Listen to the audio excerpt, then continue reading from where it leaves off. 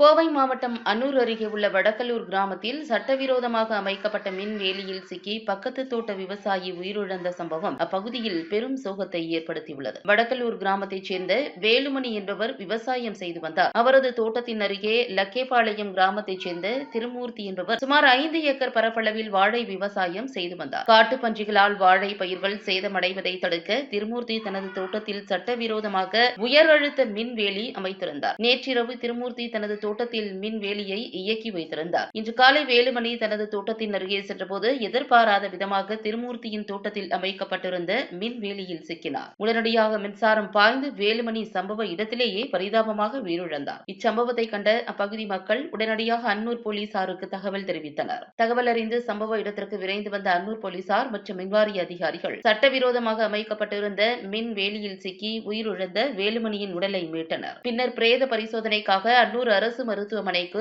அனுப்பி வைத்தனர். சட்டவிரோதமாக மின் வேலி அமைத்தது தொடர்பாக திருமூர்த்தி மீது போலீசார் வழக்கு பதிவு செய்து தீவிர விசாரணை நடத்தி வருகின்றனர். இச்சம்பவம் அப்பகுதி மக்களிடையே பெரும் அதிர்ச்சியை ஏற்படுத்தியுள்ளது.